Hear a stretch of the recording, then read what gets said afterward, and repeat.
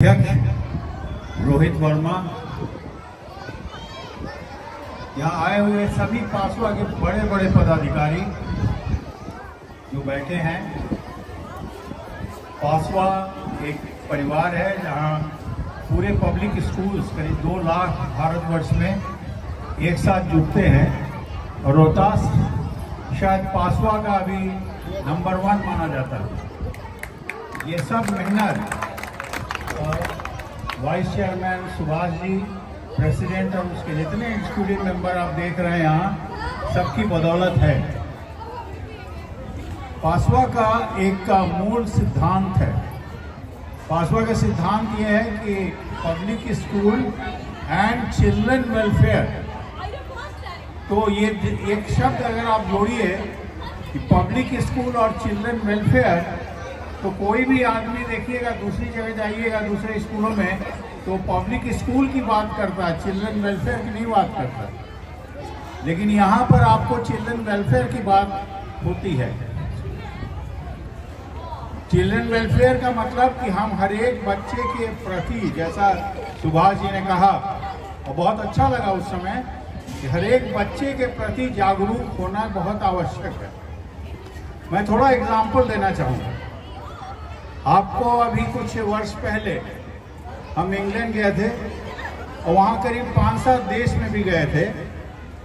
मेरा एक शौक रहता है, किसी भी देश में मैं जाता हूँ तो पहले उस देश का विद्यालय देखता हूँ। बड़े शहर में जाता हूँ तो वहाँ का भी विद्यालय देखता हूँ। ऐसी मेरी प्रवृत्ति बन गई है कि चाहे सिंगापुर हो, थाईलैंड हो, 25 देश में विजिट किया, लेकिन विद्यालय सबका देखा।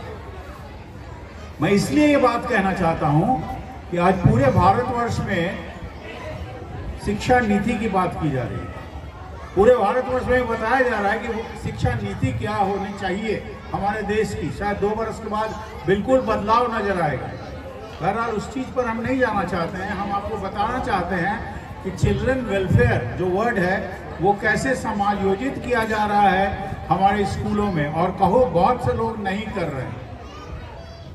जब चिल्ड्रन वेलफेयर की बात आई तो मैं एक विद्यालय में गया, लीड्स एक जगह है वहाँ जब गया तो मैंने देखा कि भाई बिल्डिंग में घुसा तो देखा कि ये तो बिल्डिंग हमारे से भी रद्दी है।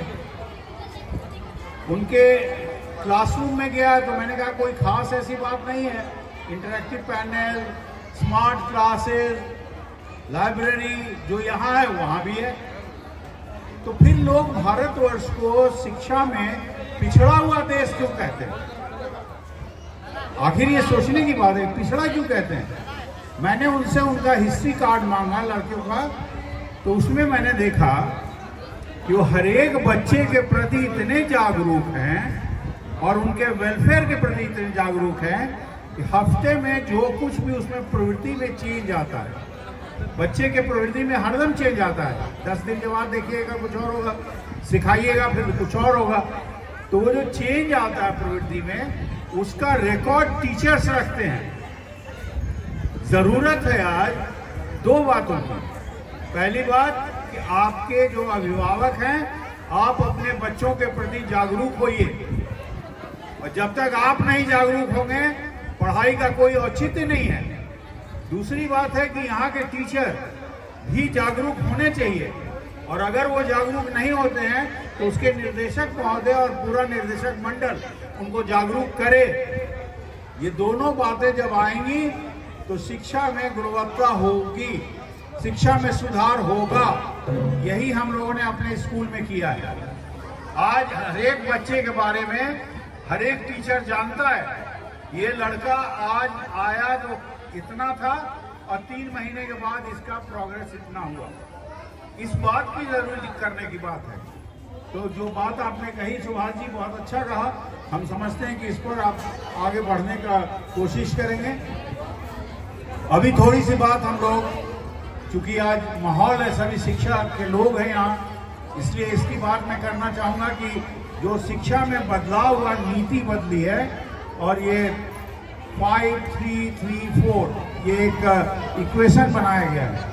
5 का मतलब नर्सरी, लोअर केजी, अपर केजी, 1 2 5, 3 4 5 3, 6 7 8 3 और 9, 10, 11, 12 ये 4, तो 5, 3, 3, 4 ये जो शिक्षा नीति बनी है, इसमें आपके बच्चों के लिए आपको बहुत ज़्यादा मेहनत करनी है, क्योंकि शिक्षा के साथ साथ उसमें पर्सनालिटी डेवलपमेंट पे जोर दिया गया है।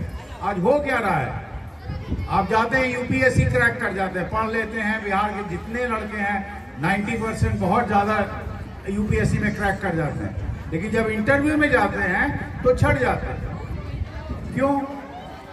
वो इसलिए छट जाते हैं कि उनका जो पर्सनालिटी है वो खतराता है उनके सामने। तो हम लोग यहाँ पर अब कोशिश कर रहे हैं, और सुभाष जी से भी बातें मेरी हुई थी, और उसमें और भी बदलाव लाने की चेष्टा कर रहे हैं। उसके लिए टीचर्स को ट्रेनिंग दिया जाएगा पासवा की तरफ से, सभी शिक्षकों को। उसमें हम लोगों ने सोचा है कि टीचर्स में ये बदलाव लाने के लिए किस तरह पर्सनालिटी को बदला जाए टीचर्स का, किस तरह टीचर्स लड़कों के पर्सनालिटी को बदले, इस पर कार्य करने की जरूरत है। अगर आम आदमी से आप बात करेंगे तो कहेगा कि भाई हमने तो पढ़ा दिया, टेबल पढ़ा दिया, ABCD पढ़ा दिया, मैंने किताब का ज्ञान दे दिया, अलजबरा पढ़ा दिया, तो फिर ये पर्सनालिटी डेवलपमेंट क्या होता है? पढ़ लेंगे तो खुद ही हो जाएगा। क्या होगा? अगर सिर्फ पढ़ाई से पर्सनालिटी डेवलपमेंट कभी होता है? नहीं होता है। तो पढ़ाई के साथ साथ पर्सनालिटी डेवलपमेंट की जरूरत है, और गांव में खास तौर से। मैं शहर में भी विद्यालय चलाता हूं, गांव में भी चलाता हूं। अंतर क्या है? आप सासाराम, बहुत सारे नासिरगंज के यहाँ का एक लड़का गया था हमारे स्कूल में, वहाँ उसने 7th क्लास में उसके फादर आए थे, हमने एडमिशन लिया। एडमिशन लेने के बाद में जब उससे बातें की तो होनहार लड़का था, और उसके बाद वो IAS हुआ, शायद शिवम मिश्रा या क्या था नाम, कुछ ऐसे ही। IAS होने के बाद वो आया वहाँ सासाराम और पैर छू के प्रणाम किया, लड़कों को प्रेरित किया। तो सबसे बड़ी बात है कि वो लड़का में कौन सी ऐसी बात आई कि जो पर्सनालिटी डेवलप कर गया, और आप हमारे लड़के में क्यों नहीं वो बात आ रही है कि पर्सनालिटी नहीं डेवलप कर रहा है?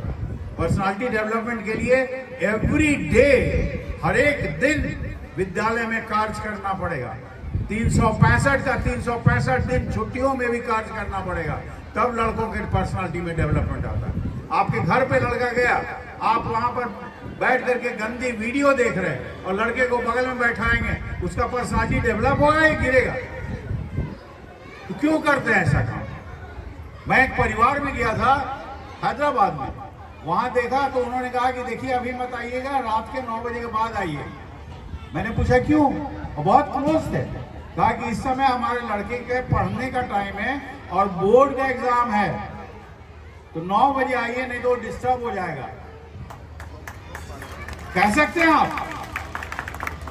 ताकत रखिए कहने की। आप अपने सैक्रिफाइस को हटाइए, अपने सैक्रिफाइस को दीजिए लड़के में, तब लड़का बनता है। आप सिर्फ कह देते हैं कि विद्यालय में एडमिशन करा लिया और उसके बाद आपका लड़का बन गया, मैं नहीं मानता इसको।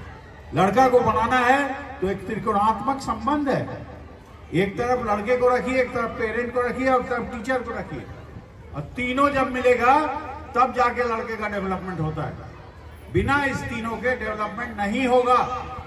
मैं 50 सालों से, एक लगभग 54 साल हो गए हमारे विद्यालय चलाते हुए, अलग अलग क्षेत्र में अलग अलग विद्यालय। ये 54 साल के एक्सपीरियंस से मैं कह सकता हूं कि जो माता पिता लड़के को अपने स्कूल प्रतिदिन भेजते हैं, उसका लड़का फेल बोर्ड में नहीं करेगा। अगर आप अपने घर में बैठाते हैं तो वो फेल करेगा। अगर आप सोचते हैं कि हम शादी में जा रहे हैं और लड़के को भी लेकर के 12 दिन जाके घूमेंगे तो वो लड़का फेल करेगा, नंबर नहीं ला सकता कभी। आप एक बात सोचिए, 4 चैप्टर ये पढ़ा देते हैं और 4 चैप्टर पढ़ाने के बाद आप आके तुरंत कहते हैं अच्छा आगे का चैप्टर। आप भगवान है क्या? वो 4 चैप्टर बोल करके सीख लिया और आपके घर में ट्यूशन मास्टर आ गए, चारों पढ़ा दिए? होता है ऐसा? हमें एक बात बताइए, आप 90% गार्जियंस जितने भी यहाँ पर हैं, सभी गार्जियंस यही सोचते हैं कि हमारे अपने घर में शादी है तो लड़के को भी लेते चलो। अगर किसी का मरनी हो गया तो 15 दिन स्कूल बंद कर दो, मत आओ। कौन सा जश्न मना रहे हैं आप? ये कोई जश्न की बात है? क्यों करते हैं ऐसा? इस बात को विराम दीजिए। और अपने बच्चों को प्रतिदिन स्कूल भेजिए। और सबसे बड़ी बात जो बच्चे के डेवलपमेंट में आएगा, टीचर के सामने आप बच्चे को लेकर के जाइए और स्कूल की शिकायत करने लगिए, क्या होगा? पर्सनालिटी बढ़ेगा। उस समय भी आपको पक्का सोचना है कि आप थोड़ा सैक्रिफाइस कीजिए। मान लीजिए आपके लड़के को कोई तकलीफ हुई तो आप उसको, लड़के को कभी भी टीचर के सामने, मैनेजमेंट के सामने ले जाकर के स्कूल की शिकायत मत करिए। वो आपके लड़के पर हार माएगा, इन पर क्या हार माएगा? आप बोल के चले जाइएगा, ये ऐसे ऐसे झाड़ देंगे, हो गया खत्म। लेकिन आपके लड़के का पर्सनालिटी डूब जाएगा, वो जानेगा कि टीचर को भी गाली देनी चाहिए। आज पहले गुरु परंपरा की बात हम लोग करते हैं, गुरु परंपरा कहाँ है? आज एक टीचर, लड़का एक छड़ी मार देता है किसी को तो आप चले आते हैं क्लास में, अरे काहे मारा भाई, टीचर इसी का औकात है। क्यों बोलते हैं ऐसा?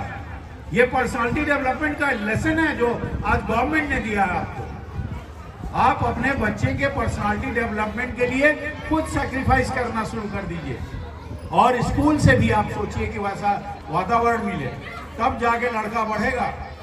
देहात में खास तौर से आप घर में भोजपुरी बोलते हैं, बहुत सारे गांव में अगल बगल गालियां दी जाती हैं, तो वहीं पर लड़का खड़ा रहता है, वो गाली सीखता है कि नहीं सीखता है?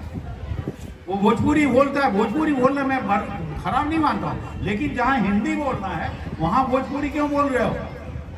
जहां इंग्लिश बोलना है वहां भोजपुरी क्यों बोलते हो? हम भी भोजपुरी बोलते हैं। मैं मल्टीपर्पज हायर सेकेंडरी स्कूल का पढ़ा हुआ हूँ, जबकि अंग्रेजी हमने 6ठे क्लास में सीखी थी, ABCD। और उसके बाद जब भोजपुरी आया तो भोजपुरी भी बोला, इंग्लिश आया तो इंग्लिश भी बोला, कॉन्फ्रेंस में इंग्लिश में भाषण भी दिया, विदेशों में भी भाषण दिया। कहाँ कमजोरी आती है कभी? लेकिन आप अपने को तो सुधारिए, अपने बच्चे को वहां कहिए कि गाली दे रहा है, ये गलत बात है, तुम नहीं देना। ये पर्सनालिटी डेवलपमेंट घर घर से शुरू होनी चाहिए ये चीज। और जब तक घर घर से ये पर्सनालिटी डेवलपमेंट की बात नहीं शुरू होगी, आपका विद्यालय नहीं बढ़ेगा, लड़का नहीं बढ़ेगा। लड़के में सुधारा, कुछ भी सुधारने की कोशिश मत करिए। अभी 7वीं 8वीं क्लास में नई शिक्षा नीति में कहा हुआ है कि आपको बहुत सारे वोकेशनल ट्रेनिंग दिए जाएंगे। जो लड़का वेल्डिंग मशीन चलाना चाहेगा उसको वेल्डिंग सिखाओ, CBSE का रूल आया है। जिस लड़के को दर्जी से बनना है उसको दर्जी सिखाओ। विदेश में मैं गया था, अमेरिका में 6 महीना मैं किसान बन के रहा हूँ। वहां पर जब खड़ा हो गया एक परिवार में गया, मैंने देखा कि 17 साल का लड़का था, 17 साल के लड़के, उसमें एक लड़की थी। तो हम लोग एक ही साथ रहते थे, सब पूरा परिवार, हमारा गवर्नमेंट का प्रोग्राम में गए थे। वहां पर जब हम गए उस परिवार में, तो वहां पर वो 17 साल की लड़की से हमने बात किया, लड़के से, तो कहता है कि we want to have a separate house, we want to have my own car, I want to have my own house, why should I live with that? हमको अपना गाड़ी चाहिए, हमको कार चाहिए, हमको मकान चाहिए और हमको अपना स्वयं का सारा चीज चाहिए। हम अपने पिताजी के साथ क्यों रहें? और अब भारतवर्ष में मैं आया, भारतवर्ष में 30 वर्ष की उम्र में भी आप यही सोचते हैं कि पिताजी महान है, पिताजी के साथ ही रहना है। 25 साल तक तो जरूर सोचते हैं। कितना डिफरेंस है? 7 साल के बाद आप जागरूक होते हैं, वहां के देश का लड़का 18 साल में जागरूक होता है। शिक्षा नीति में जो नई पद्धति आ रही है उसमें यही सिखाया जा रहा है कि अगर आप कोई प्रोफेशनल कोर्स में जाना चाहते हैं तो कोई जरूरत नहीं है आपको MA पढ़ने की। अगर आप प्रोफेशनल कोर्स में नहीं जाना चाहते हैं, एकेडमिक पढ़ना चाहते हैं, तब जाके आप पढ़िए। ये आने वाला है, 2 वर्ष के बाद आप लोगों के सर पे पड़ेगा, सबके ये दिखना पड़ेगा।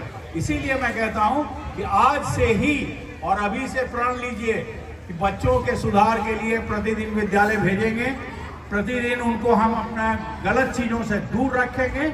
और गलत चीज अगर हम करते हैं तो वो सैक्रिफाइस हम करेंगे कि बच्चे के सामने नहीं करेंगे। पर्सनालिटी डेवलपमेंट ही आने वाले भविष्य हमारा होने जा रहा है, भारत का भविष्य होने जा रहा है। इसलिए इसकी बात आज से शुरू करें। और बहुत खुशी है कि सुभाष जी ने, इनका मैं वीडियो देखता रहता हूँ, कभी कभी कुछ इतना ज़्यादा करते हैं कि कभी टूर ले जाते हैं, कभी लड़कों को राइम्स कराते हैं, कभी कुछ करते हैं। ये भी एक पार्ट है पर्सनालिटी डेवलपमेंट का। तो यहाँ पे आपको सारी समुचित व्यवस्था मिल रही है, शिक्षा मिल रही है, तो फिर क्यों नहीं करें? आप लोग तैयार हैं करने के लिए? जोर से बोलिए हाँ। नहीं, आवाज नहीं आ रही है, हम नहीं समझ रहे हैं कि आप लोग अभी तक कुछ याद तो नहीं। एक बार अनूप जलोटा का प्रोग्राम हुआ था, तो वहाँ सासाराम में हम ही ने कराया था उसको। तो अनूप जलोटा गाना गाने लगे और ख़त्म हुआ तो तालियां नहीं बजी। तो कहने लगे कि तालियां इसलिए बजी कि लगता है कि लोग जैसे आदत हो गया कि रिकॉर्ड सुन रहे हैं अनूप जलोटा का, यहाँ भी अनूप जलोटा के रिकॉर्ड। वैसा ही आप लोग थोड़ा जब कभी सभा में जाएं तो सक्रिय होइए, जोर की तालियां बजाइए सुभाष जी के लिए। धन्यवाद। चीफ गेस्ट महोदय सुभाष सर को सम्मानित करेंगे। अब बाकी रह गए थे, तालियों से